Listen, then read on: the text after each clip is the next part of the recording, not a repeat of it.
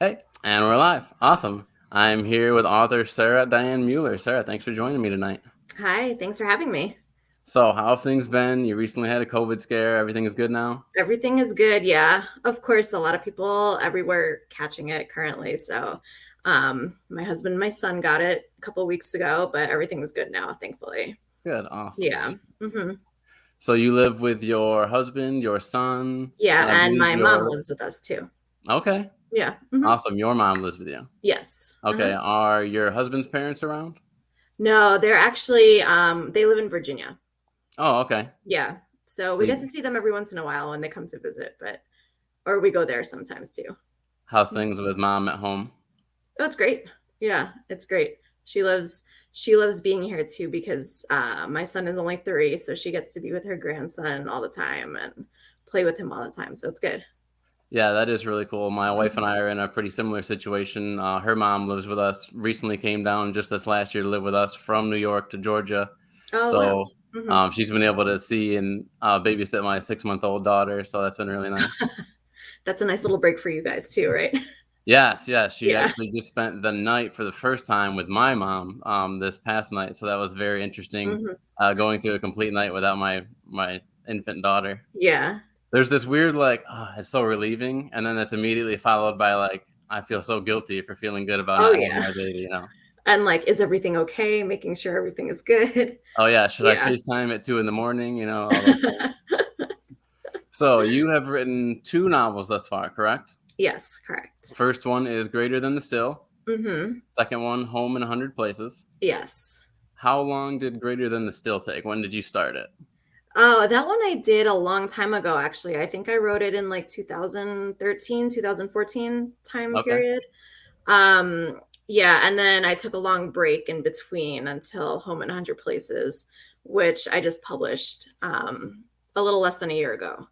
So, yeah, in between changing careers, getting married, moving around the country, that kind of thing. So, Oh yeah. took a break from writing for a little bit, but yeah, Yeah, I can imagine that's tough to squeeze in with all the rest of the things.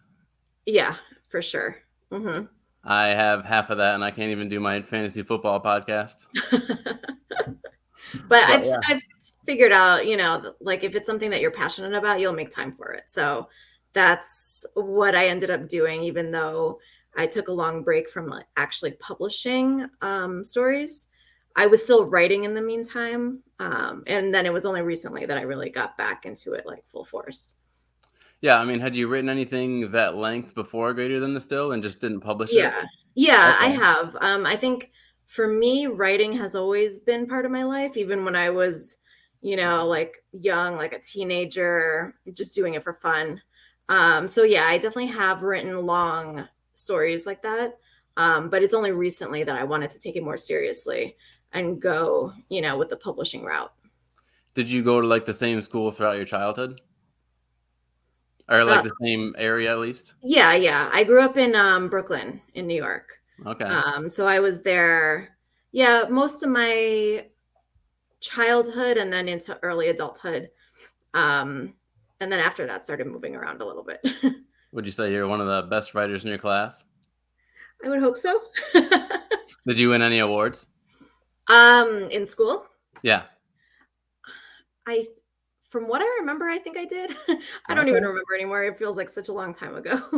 But yeah, I was always involved with it, anything in school. If there was any like contests or, putting on plays, I would always be involved in like the writing process of it as much as I could be. Yeah, Yeah. absolutely. hmm So, it's time to graduate. What's going on in your life then? What are you thinking? What's next? So I've always had tried to balance out like what I wanted to do career wise. I always knew that like writing is a passion of mine, but I wasn't sure if I wanted to follow that as a career path. Yeah. The other part of me was very into like counseling and psychology. Mhm. Um, so the logical part of my mind thought, okay, I could go into that kind of field, have a stable job, and do writing, like for fun on the side, which is what I did for a while. I was a counselor for a while. Okay. I went to school, got my master's in counseling, and was working in a school setting for a while. Yeah. And that's when I was writing Greater Than the Still, actually. So I was a counselor full time during that time. and then writing my book on the side when I had the chance. But then after doing that for a few years, I started moving around with my husband, who's in the military. So we get stationed different places in the country. Um, that's kind of when I started to feel like I wanted to change my career. It wasn't so easy to move around and get, completely restart. Right. So the good thing about writing is that it comes with me wherever I go. True. Yeah. So I could do that wherever we move. So that's when I started to like shift my focus a little bit and see if I could, get into writing as my career. So did you meet your husband while you were working as a counselor or even earlier? Yeah, while I was a counselor, he was actually stationed in New York, and Okay. I was still living in New York, so that's how we met there. Yeah. Nice. hmm Do you mind sharing the story of how you met? Uh, we actually met just at a bar in New York City. Okay. Nothing too crazy. Love at first sight, huh? Pretty much, right? So yeah, I mean, actually, when you're reading the description to Greater Than the Still, I couldn't help but feel like this felt like something very close to you. Someone living in New York at the time, and the stories told through the eyes of New Yorkers. I mean, how much of this was like? Are you someone who's constantly thinking of how others perceive you, and did that kind of inspire the book? I feel like I'm not constantly thinking how others perceive me, but I felt like growing up in New York, of course, there's millions of people all around you all the time. Oh yeah. One thing that I just would always feel like I would do is I would, be on the subway or be on the bus and like think about the people who are near me. Like, Okay. what's their story? What's their deal? Where are they going? What's home life like for them? You know, so that's kind of like the writer in me kind of like would just like make up little stories about people. Oh, absolutely. And just because there's so many different people in New York, that's something that I really wanted to focus my book on and show that like how people can be so different, but then they also have a lot of similarities, and you never know like what kind of impression you could leave on somebody throughout your typical day without even knowing it. Oh yeah. Um, so that's something that I wanted to draw into my story, just like all the experiences that I had, growing up in New York and around New Yorkers. And someone with a mind like that, I mean, there's endless material around hmm you with all those people around, and from the richest to the poorest, from the totally sane to the not so sane, and hmm all in between. Uh, yeah, that's great. So, I mean, was that, if you don't mind, like giving a little bit of background on Greater Than Still, like just to people listening, like what the book Yeah. is about? So basically, it takes place in the course of one day. Okay. Um, the main character, her name is Juliet. She is finding herself in a crossroads, basically similar to what I had going on in my life with careers. She was a mental health counselor at the time, and she was trying to decide if she wanted to follow her passion, which was baking. She wanted to go to culinary school. So throughout the book, each chapter is from the perspective of somebody else who meets her throughout the day. So the first chapter is the owner of a bakery that she goes to all the time, or a deli, I'm sorry, that she goes to all the time. And then she goes on to the train, and she, meets a stranger on the train and starts talking to them. So every chapter is through the perspective of somebody else, and you get to understand her character through their point of view. Okay. Yeah. So it's kind of like a bunch of short stories because each chapter is totally different. Yeah. But she is in each chapter.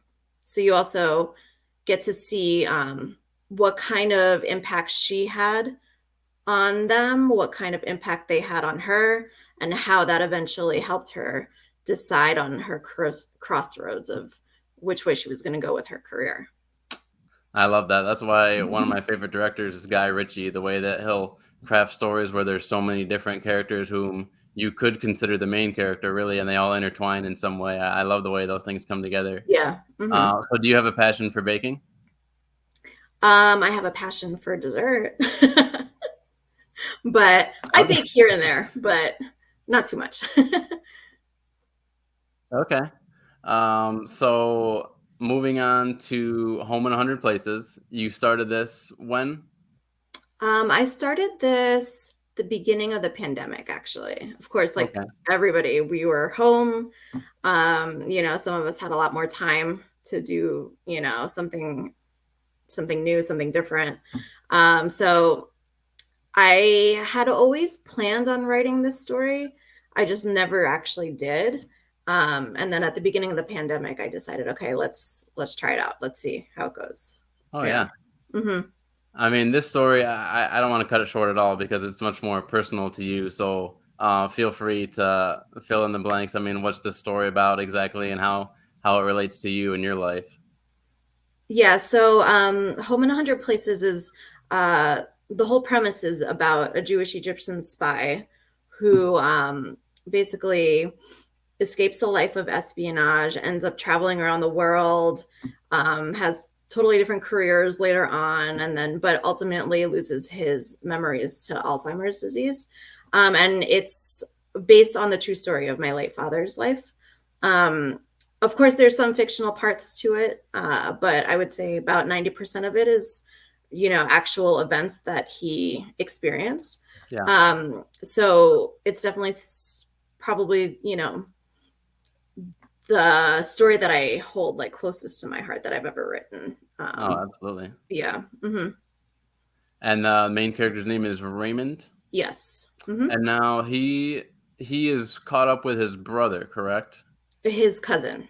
His cousin, okay. Yeah. Hmm. And his cousin's name is Albert. Albert, okay. Hmm. Yeah. And ultimately, like, one of the things that happens throughout the story as well is there's a quest to find Albert as well, right? Yeah, there is. So him and his cousin ended up, joining the same like spy ring in Cairo. And then ultimately they got separated at some point. Um, and they went in two total different directions, like in terms of the path in life. And Raymond spends a considerable amount of time trying to reunite with his cousin. Yeah. So you see through that, like how different their lives ended up being, but then also how similar they still were. Mhm. Yeah. And is that something as well that, like, your father knew someone, or was it his actual cousin as well? That part is more fictional. Okay. Yeah. Certain parts of it are true in terms of like how he joined the spy ring with like friends and stuff like that. But the whole like quest to find his cousin was the fictional part. So, I mean, when did this when did you start to notice that your father was involved in sort of thing? I mean, when did this really start to make its way into your life? I mean, it's such a fascinating thing to have. Mhm. Was it a double life scenario, or did you always know? I mean, it's so No, fascinating. yeah. I always knew it was kind of like when I was growing up, like when I was, I don't know, maybe 10 years old or something, I started hearing stories from like parts of my family. They would always say, like, joking around more so that, like, oh, did you know that your dad was a spy and things like that. Um, and then I was always just really fascinated with it Oh yeah. because he would always brush it off, of course. He would never like admit that he was. It was only like later on when I was really an adult and we could have like, real conversations about it that he would tell me more about it. But I was always curious. He would always answer my questions as much as he could or as much as he wanted to. Right. But I have a feeling there was still a lot of stuff that he didn't tell me. Oh, Yeah. absolutely, Hmm. absolutely. So you started to get, like, the juicy stuff in your adult life, Yeah. but Hmm. nothing ever, like, when you were a kid or anything that he would mention or He would play it off like it was no big deal. okay. Yeah. But then, of course, when I grew up and became an adult, I was more interested in it. So I Yeah. also like did my own research and would come to him with questions. So he knew that I knew things. How Yeah. would he react? I mean, would he enjoy it or would he kinda be skeptical? No, he was always trying to brush it off, play it down for sure that it was not a big deal, Yeah. but he was still open to talking about it. He wouldn't ever like, shut it off or anything like that. And I can really get the sense of your relationship with him when you talk about how, whenever you'd present him with one of your stories, he would, immediately want to read it and give you Mhm. feedback on it and those sorts of things. So I do love thinking about the relationship, and especially now that I have, my daughter. She's only 6 months old, and just thinking Yeah. about what my relationship could be like with her, all those sorts of things. That's why this story meant a little extra to me, and I wanted to talk to you about it because I'm on a different podcast as well that's called Just Be a Dad, and we explore all the dad stuff, and it's just been really neat to talk to those guys about their experiences. They have children older than me, so I get to Mhm. learn from them, and just I hope that I am able to be close with my child. The idea that I would ever, I mean, he must have. Obviously, there's different levels to everything, right? I'm not saying necessarily he was James Bond, and if he was James Bond, then I don't want to take that away from him neither. But the idea that you would be risking risking your life in some situations, or at least risking exposing who your family is. That's just crazy to me. The type of things that you only see in movies, but it was real life for you. I mean, were you ever afraid at any point? No, because this happened before I was born. Okay.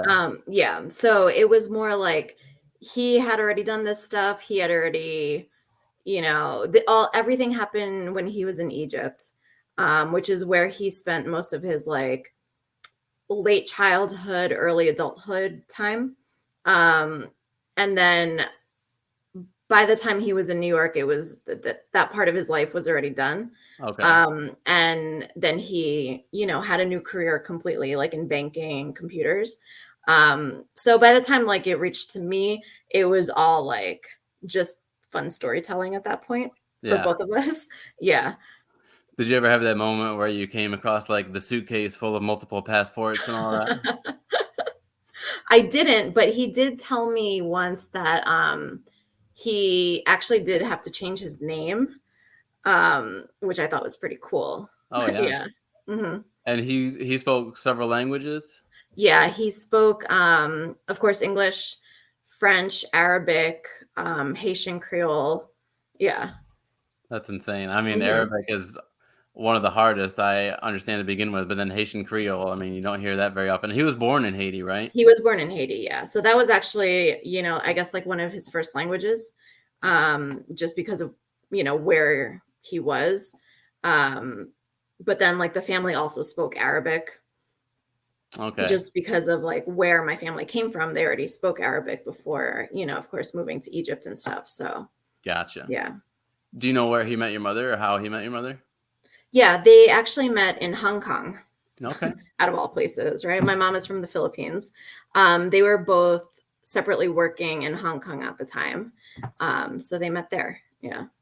I love that. Hmm. I mean, all of the culture and tradition, and just that goes in. I mean, wow, talk about a family full of things to talk about, right? Yeah. Yeah, for sure. I mean, my goodness, what kind of dominates when you have like holidays and get-togethers? Is there any? I mean, that was one thing I was really fascinated to talk to you about because I know your husband's a Marine. I Hmm. saw you in one video where you had two separate American flags behind you, so clearly, Oh there's yeah, that. I was sitting in his man cave. So So clearly, there's that going on. So yeah. I mean, between the Philippines and Haiti, I mean, what really kind of how do you play that, especially with your son? I mean, how do you plan on introducing customs and things to Mhm. him? I mean, that's such a fascinating conversation that I'd love to have too. Yeah, so I think growing up, my whole dad side of the family was living mostly like in New York and New Jersey. So we were around my dad's side of the family a lot. My whole mom's side of the family is still in the Philippines. She's the only Okay, one who came to the United States. gotcha. So there was definitely like, I would say more of an influence on my dad's side just because we were around them Yeah. more. Um, I grew up Jewish, so for all the Jewish holidays, we would have the holidays together with some of my family. But it was also a mix of that plus like Middle Eastern, like Egyptian culture. So we would eat like Egyptian food for Jewish holidays, and um they would speak in a combination of like French and Arabic while, they prayed in Hebrew at the same time. So it was a mix of a lot. And the best part I always think is that my mom is from the Philippines, but she learned how to cook these things Right. for the Jewish holidays. Like she Yeah. knows how to make certain Egyptian food. Yeah, that too. I didn't even think of that. Yeah. Um, So, I but mean, there you was couldn't also, have mhm. No, go ahead. No, go ahead. No, I was gonna say there was also a good balance though, because I'm just naturally always interested in different cultures. So I was definitely always interested in my mom's side too. So I don't think I would like I feel like I had a good balance of both sides of my cultures or all sides of my cultures. Yeah. No, that's awesome. I love that. Your son recently turned 3, right? Right. How Just about a was month ago. I mean, how was it when you found out you were pregnant? I mean, was it something that you guys just was it anything that kind of surprised you? I mean, how was that whole experience? No, we were very excited about it. He's our first child, so it was definitely completely new territory. Um, um, but we were definitely excited about it, and I feel like at that point in our lives, it felt like, the right timing for all of it. okay. We had just before that been living in California, and then we moved back to the East Coast. Both of us are from the East Coast, so it was nice that we were starting our family there, and we were close to all of our family at that point. But yeah, he's definitely a little adventurous guy, so he's always keeping me on my toes. So what are like his favorite things right now? What keeps him busy? What keeps him occupied? He's like a super physical, active guy. He's always like wanting to run around and, it seems to me that he's going to be really into sports when he grows up. So he's really into that. And his new thing is asking why for everything. Oh boy. So I answer a million questions a day currently. That's a lot of fun. What's I mean, anything stick out like that you're just like, I can't believe he just asked that. Hmm.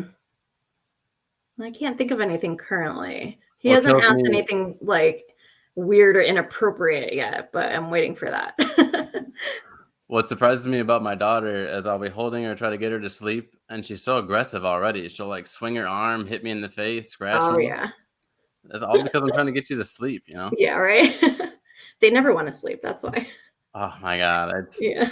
that was one thing. Getting a full night's sleep the other night while my mom had her, Oh, yeah. that was gold. I know recently, my son slept in the same room with my husband, and I slept in a different room, and I slept like 7 hours straight, and it was amazing.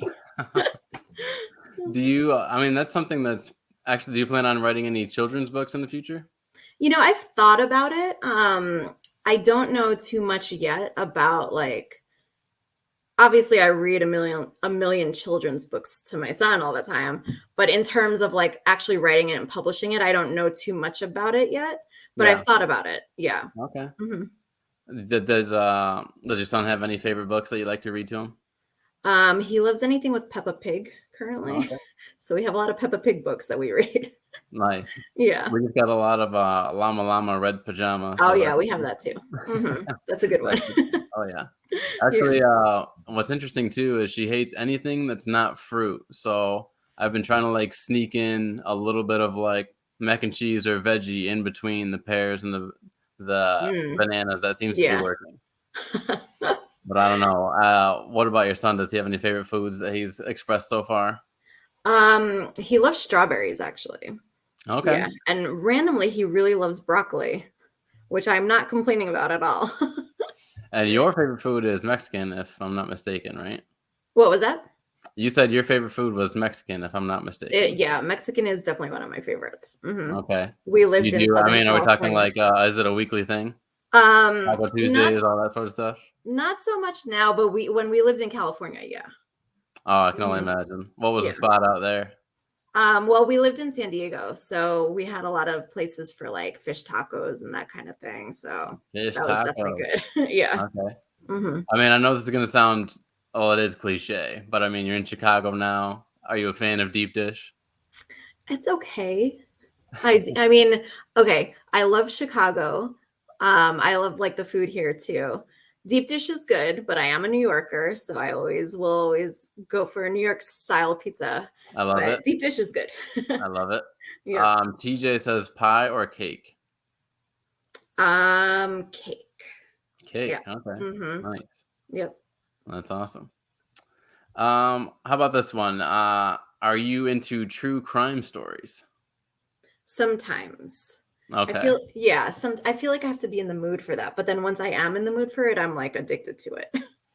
What's any? I mean, did you get into the whole Brian Laundry thing? A little bit. Yeah. A little bit. What I don't. I mean, there was a study done. I think it was a study, but if some random poll anyway. But anyway, the viewership on those types of things, the percentage of women is like the ratio is absurdly high compared to the Mm, percentage of men that watch those. yeah. I don't have too many theories on why more women love to watch other women get bludgeoned to death or at least hear about it. I mean, what do you think that is? I'm actually surprised. I would actually think the opposite. Yeah. I don't know. Like in terms of like me and my friends, sometimes we talk about those things, but then we get creeped out and don't want to like watch it. So I'm actually surprised about that.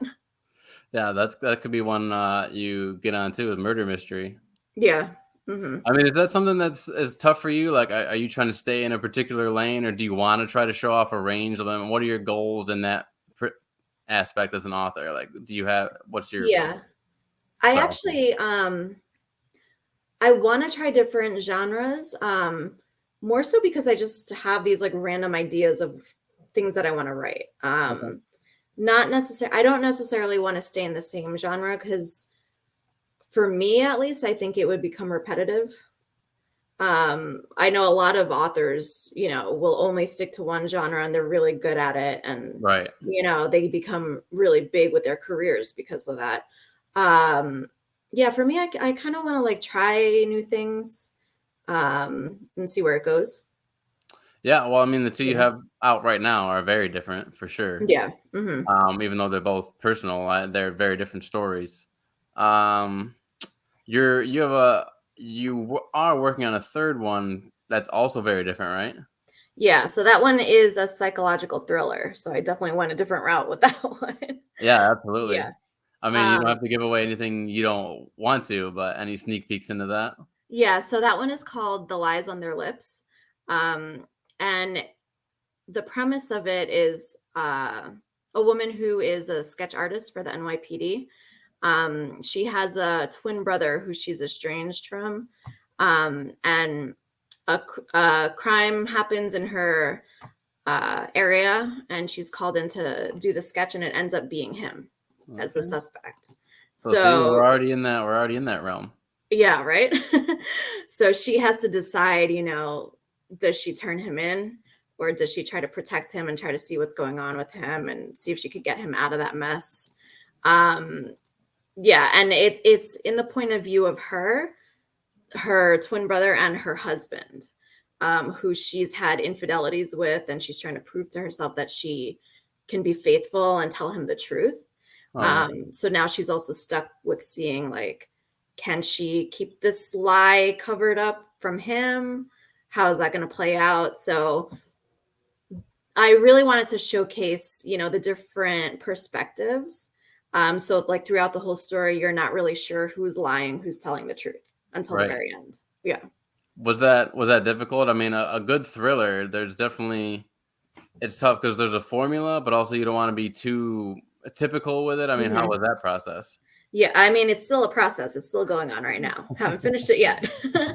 I know what's going to happen. I just haven't done it yet. But no, it's definitely, I think it's fun for me, like just as a writer, just because it is totally different from what I've written before. So, like I was saying, like I want to try different genres and see how it goes. And it's just fun, just trying to figure out. Like sometimes when I'm writing, I feel like I have a puzzle in front of me and I have to figure out how the pieces work together.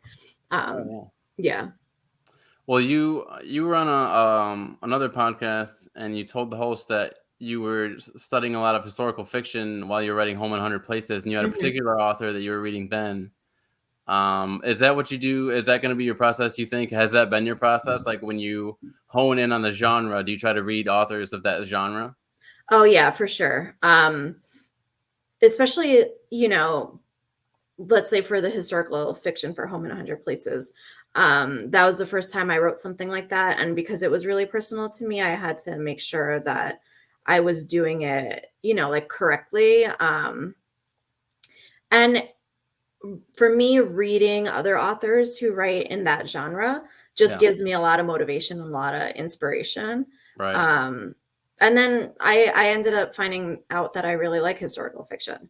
I think before I wrote this book, I didn't really read a lot of historical fiction, not because I didn't want to, I just happened to not read a lot of it. But now I'm Right. actually really into it. So it's fun to like, read new things and see what I'm interested in. overall, I mean, just in general as a writer, who were some of the authors you think inspired you the most to start doing it? Let's see. I think as of recently, I've been reading a lot of Kristen Hanna. So I'm just thinking like Okay. in recent times, her writing has been like really emotional. So I like to put that into, my storytelling too.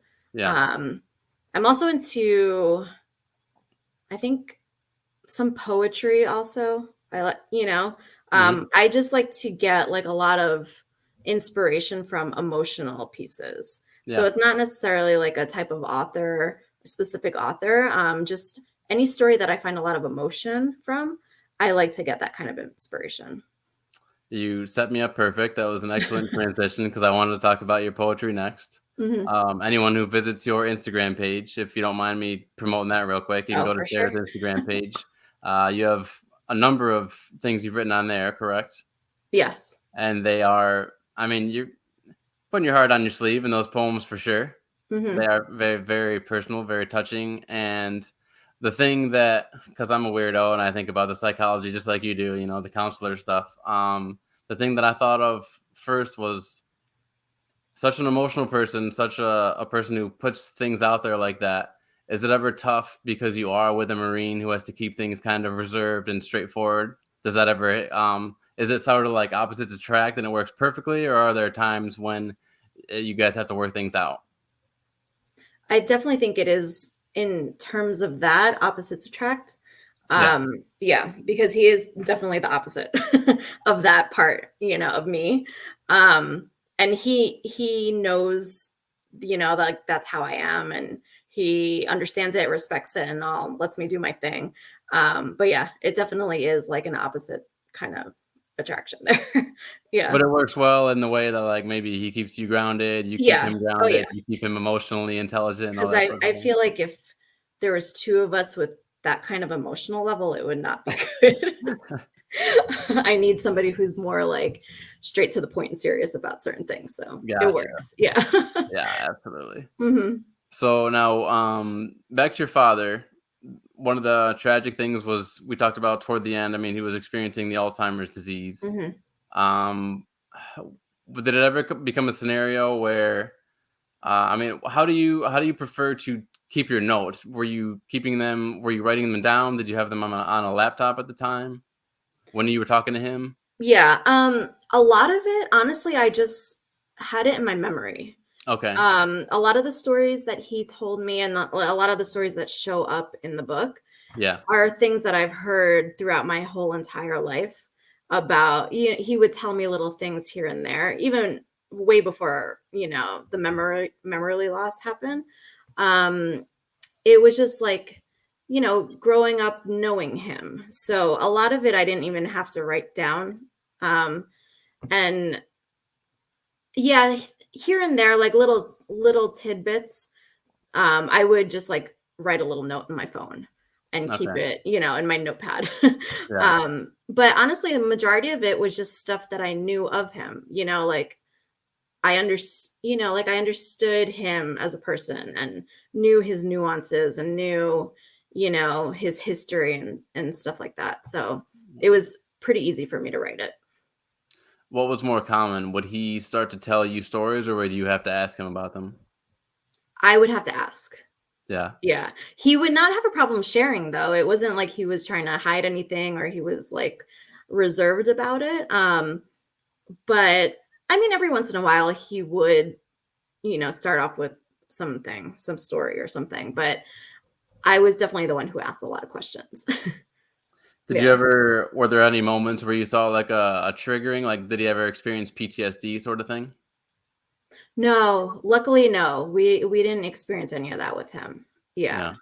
Which is good. I know some people who go through Alzheimer's, they do have those moments of, flashbacks, and especially if it was like something traumatizing or, bad experiences. But luckily with him, he was really always like probably the calmest person I've ever known. And for the most part, that's how he was also with Alzheimer's. And just because I'm ignorant, and if you don't want to discuss it, feel free. What are the kind of things they recommend early on? Like when you first get diagnosed, what are the treatments they even sort of present to you? So he didn't have like an official treatments or anything. Okay. This was just something that happened, like we saw gradually. He was always really good about like getting checkups and stuff, but as he got older, he didn't want to go anymore, and we didn't really force him to either. So he didn't actually have anything, no Gotcha. treatments or anything. Yeah. Okay. Hmm. I feel like that's how I would be too, to be honest. Yeah. My uncle always says, "Why go to the doctor? They only give you bad news." Yeah, that's true, right? Do you still ask your mom about stories? Does she like to talk about his stories? Yeah, she does. And I'll ask her, and I'll ask her about her stories too. Just because they have such different like upbringings and stuff. Oh yeah. Yeah, and then for her, reading my book too was also really nice. She Okay. felt like she was like close to him again, and that he was still with us. Oh, of course he's still with us, but just like rereading certain chapters would, make her happy to feel those kind of feelings again. I'm sure it put her right back to, where Yeah. she was in the moment and all that stuff. Mhm. Oh, I love that. I love thinking Mhm. about that. Yeah, I mean, what was her childhood like? I mean, when did she do you happen to know the year when she met him? I mean, how long has she been in the States sort of scenario? I mean, yeah, tell me all about your mom. I'd love to hear Yeah. it. Yeah, so she grew up in the Philippines, and she moved to Hong Kong, I wanna say, like, 1980, 81, something like that, and then met him, I think, fairly quickly there. Okay. So from there, they lived there together for maybe, like, another year or so, and then got married and moved to New York. But yeah, she grew up on a small island in the Philippines, in like a farming community. They had a lot of like coconuts in the area. That was one of their main, production. There's coconuts. And luckily, I've been able to visit there a couple of times to where she was from. Oh, really? Yeah. Yeah. Awesome. So that was nice to see. A lot of my family still lives there. So, just visiting every once in a while, which is nice. But um, yeah, we always joke that they grew up. So he was born in Haiti, and the island that she's from is called Lady. So we always joke around that they grew up on these like different islands around the world, but similar names, and then somehow they met each other and ended up in New York, which is a That crazy is really funny. story. Yeah. I mean, what are the odds? Two islands that rhyme Yeah, right? that aren't like both in Hawaii. That's Yeah. pretty funny. So I mean, do you happen to know what she was doing for a living in Hong Kong at the time when they met? Yeah, she was a nanny, actually. She was a nanny for an American family, who was the husband in the family was a coworker of my dad's. Oh, okay. Yeah, so that's how they met through, I think it was like a dinner party or something, and that's how they met. That's awesome. Yeah, and When was the last time? Oh, sorry. Go ahead. no, I was gonna say the family wanted to bring her to New Jersey. They were from New Jersey. Hmm. So she always wanted to go to the United States. And then she always says, oh, it was meant to be that they couldn't get her to go for whatever reason, like visa reasons or something. They couldn't get her to go to New Jersey, but instead she ended up in New York. So you've met her parents or no? No, all my grandparents passed away before I was born. Okay. Yeah. Hmm. How many siblings, if any, does she have? One sister and four brothers. Okay. Yeah. Are they So in the States or they're all over there? everybody, yeah, all my cousins, everybody is in the Philippines. Yeah. And when was the last time you were over there again? Oh, maybe like 10 years ago. It's been a while, Oh, actually. dang. Okay. Yeah, so hopefully soon we'll get to go. I wanna bring my son. I think that would be nice Absolutely. because, yeah, my husband's, family he's also half Filipino too. Yeah, So he has family in the Philippines also. So hopefully all of us can get to go one day. that would be awesome. Yeah. Mhm. How long is that trip? A long flight. With the 3-year-old, it might be hard. Oh man, Yeah, I I can think, only imagine. we flew from New York to Tokyo, I think nonstop, I don't know how long that was, like 16 hours or something. And then another like 3 hours from there. Yeah. I'd love to go to Tokyo. How was that? Oh, Tokyo is awesome. Yeah. Actually, we had like a couple of layovers there going to the Philippines, but I didn't go like actually spend time in Tokyo until a couple of years ago. Okay. Um we went, my husband and I went with a couple of our friends and we spent like a week and a half in Japan going around. So Tokyo is amazing. Yeah. I love seeing the cities, the architecture, the people. It feels like everyone lives in the future over there. It's just insane. It's cool because yeah, there's definitely a lot of futuristic parts, but then there's also like the ancient temples and stuff like that. So Yeah, it's a yeah, nice yeah. mix. It's really cool. Oh Yeah. man. Hmm. If only I wasn't so dumb and I knew any other language, I'd love to do anything else. So that'd be a lot of fun. Yeah. I could do enough maybe to get like I have a decent time in Mexico. I think I know enough broken Yeah. Spanish. Yeah. Yeah. Or I would just, get taken advantage of and never come back. One or the Hope other. for the best. Yeah, hopefully. Google Translate, right? So one of oh man, when you were on conversations, Yeah. and I forget the host name. If you help me out. Lillian. Lillian. Yeah. She asked you, I mean, of the numerous fantastic questions, I thought she was an excellent host. But one that I thought was really, really great. It was a very thoughtful question because you've self-published your books. And she asked about imposter syndrome. Hmm. And I thought that was such a fantastic question. Could you just remind us of your answer to, I mean, how you handle that? I don't even remember my answers.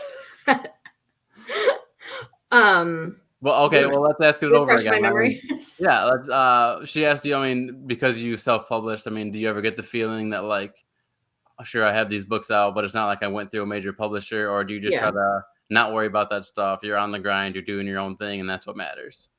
Yeah. Yeah. I mean, of course, like anybody who publishes, I think whether they're self-published or traditionally published, I think every author gets in their head a little bit of like, can I top this? Can I continue to do what I'm doing and still be successful and stuff?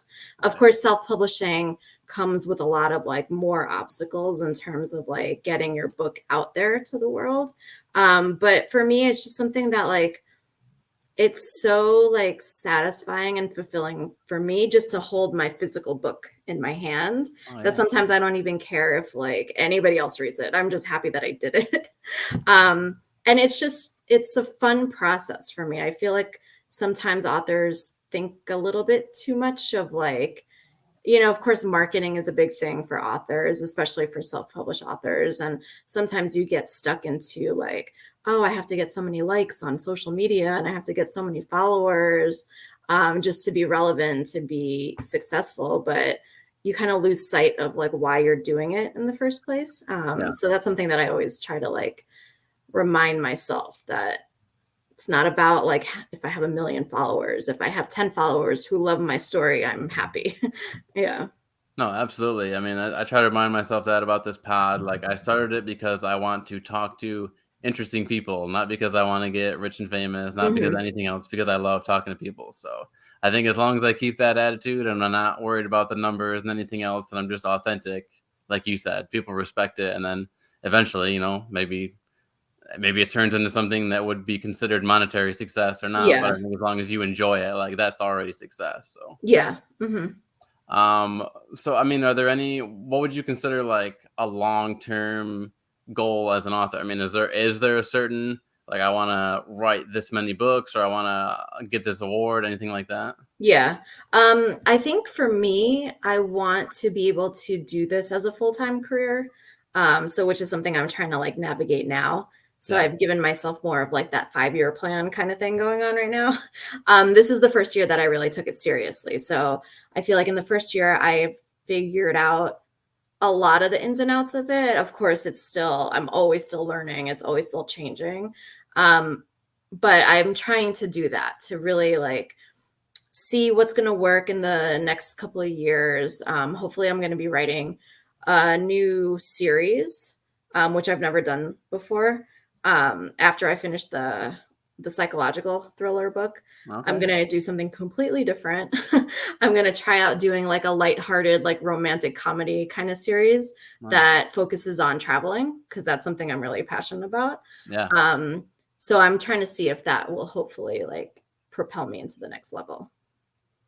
I love it. I mean, you're definitely always trying to challenge yourself from the sounds of it. I'm You're trying, yeah, I'm trying, and it's fun not, in the process, so I can't complain. not Nora Roberts with the same old romance story. We got all different Nope, kinds of stories totally here. different. You know what's really funny? Have you ever searched for yourself on YouTube? I don't think I've searched myself on YouTube, but I've searched for myself on Google, definitely. Yeah, I mean, what do you get when you search for yourself? I'm actually I actually did this maybe like a week ago, and I was actually pretty impressed with what came up. Especially like recently, I've trying to be, put myself out there more with more of like podcasts and stuff. So Yeah. a lot of that came up, and I'm like, okay, I did some good interviews. I like this. It looks like I know what I'm doing. Hopefully, yeah, Yeah, I searched for you on YouTube and I got a couple things I'll mention next. I searched for you on Spotify and that's how I found you on Converse Asians, which was yeah, awesome. And I will follow that show more because I think she's a fantastic host, Lily, and yeah. she runs a great show over there. We had a really good conversation. Yeah. Yeah, that was awesome. Hmm. And your other podcast you did was on YouTube, but also the top hits were Sarah Huckabee Sanders talking about the Mueller report. Okay, I Um, mean, it's not too far off with the name, right? yeah, it's close. Yeah. Sarah Dayan is a software engineer. Oh, interesting. And Okay. Sarah, I think she's Sarah Mueller, helps you get organized. Hmm. I Yeah. like to be organized, so I'm gonna look at that. So the next time I search your name, I want you. It's gonna be hard to beat Sarah Huckabee Sanders because there's Yeah, a lot of those ones, but you'll definitely be above the other Sarah I Mueller. hope so. Yes, that's the goal, right? What are the? I mean, are there any? Are you trying out the all the social media stuff? Like, are you on TikTok and that sort of thing? I have joined TikTok. Okay. I was very hesitant to join TikTok because, you know, I think everybody my age is like, oh, I don't know if I could join this. I'm not doing dance videos or anything like that. But I actually kind of got into it recently because I've realized that there's definitely like a writer poetry group in TikTok, Okay. which of course is more my thing, you know. Yeah. I actually just maybe like a week ago or so, I started posting more like little snippets of poems on there. Um, some similar stuff that I had on Instagram a long time ago. I said, let me just try to put it on TikTok and see. And I've actually gotten some good feedback. So now I kind of think it's fun. So I'm into that. Well, now you got a shout out. I mean, is it at Sarah Diane Mueller? Yes. All of my social media is my whole name, Sarah Diane Perfect. Mueller. Hmm. All right, everyone listening, you heard it Yep. there. I mean, go follow her on Instagram, IG, Facebook, Twitter. Pinterest, all of that. Are you in like a ton of groups on Facebook for writers and stuff? Yeah, I'm in a few. Some are definitely better than others, but there's a couple, especially like female writer groups. I'm in a moms who write group. Um, there it's definitely like super beneficial to be in those kind of groups. Just even if I'm not participating, just to like read what other people are doing and get more advice, things that I wouldn't think of. Yeah, so it's nice to be in those kind of groups. I couldn't agree more. I mean, that's how I found you was being in the Hmm. Facebook groups about podcasting. So Yeah. definitely really appreciate that. I love finding. It's just so nice, especially because you're around family and everyone's talking like Facebook, Twitter, toxic social media. Everyone just hates Mhm. each other, which in a way is true. There's a lot of toxic negativity, but also there's people like you who want to share their stories. So try to keep that in mind. Other people listening when you talk about social media, it can be a good thing. Yeah, I think what I've seen is like, yeah, of course, there's a lot of negative stuff on social media, but you can also surround yourself by a lot of positive stuff. Yeah. Yeah, which is definitely what I try to do with, reaching out to different groups and, meeting other writers and stuff. Have you gotten any like pen pals that you're like, oh God, this person again? Fortunately, no. Good. No, not Good. yet. Hopefully, never. Awesome. Well, we are getting to that point in the night where I certainly appreciate you being generous with your time, Sarah. Please feel free to remind us of your socials and your novels and everything that you have coming up in the future. Yeah, so I have the two novels out, Greater Than the Still and Home in 100 Places. Social media, you can find me on Facebook, Instagram, TikTok, Pinterest. All of them have the same handle at Sarah Dayan Mueller. And then coming up, I'm going to have The Lies on Their Lips, hopefully coming out sometime this year. Okay. And then a fun travel series coming out after that. How does the whole process work with like are you involved at all with like what goes on Kindle, what goes with like you need a hard copy and paperback? Like how does that process work?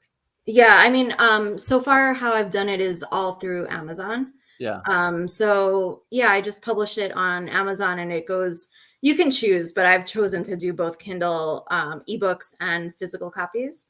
And it's all print on demand. So if anybody wants to, buy it, they just go onto Amazon and get it the next day. Yeah. And what's cool too is a lot of people have come, found me on Facebook and messaged me and say, "Oh, I want like an autographed copy." And I'll send it out to them, which is fun. Have you ever thought about doing like a daily positive letter? Do you do like horoscopes or anything like that? No, the only thing I've done so far is just like I started a weekly newsletter. Yeah. Yeah, with doing some like positive things going on in my life and like positive writing tips, that kind of stuff. Awesome. Yeah. I love that. I love that. Well, Mhm. I guess the last thing, because I know we're getting close to the end here, but I'd love to wrap it up. I'm familiar. I do like to read, but if I'm being totally honest, I'm much more throw a movie on or whatever. Mhm. So one thing that I've noticed is movies suck now because they're all sequels and there's no creativity anymore. Is that something that's different in the world of literature? Do you think? Are people still creative when writing? And if not, like why do you think that is? Do you think people just aren't like taking the time to like you do examine your life and realize all the awesome things that are going on? I think I think there's definitely a mix. There's definitely people who know what is selling and what the market is, and they're playing up to that, which is, I would love to do that too, it's perfectly fine. And within that though, everybody's like super creative with the stories they come up with. Yeah. Um, so there's definitely like the trending part of writing, and then there's also like I want to say the more like literary side of it where people are just writing from whatever they want to write, coming Yeah. up with stories. If it doesn't sell, it doesn't sell, that's fine. Yeah. Yeah. Absolutely. I Mhm. really appreciate that you take the reins like we talked about earlier. I mean, it's people who stay in their lanes like a Nora Roberts, a Tom Clancy. Yeah, I'm sure they have other works of literature that we just don't know about because it doesn't sell as well as the army Mhm. stuff or the romance stuff. But I do love that you do all the different sorts of genres and you're taking the time. And I love that Home in 100 Places is so personal to you and it's the story of your father. I love that you get to keep that piece of him with you and your mother, like you said, forever. Yeah, and hopefully one day my son will be able to read it and learn about his grandfather, which is super important for me. You think he's going to be a writer? We'll see. I love it. Sarah, please keep in touch. Hopefully, we can do Mhm. another podcast sometime soon. Oh yeah, for sure. Thank you so much for having me. Thank you so much for joining us. Have a good night. You too. Bye. Bye.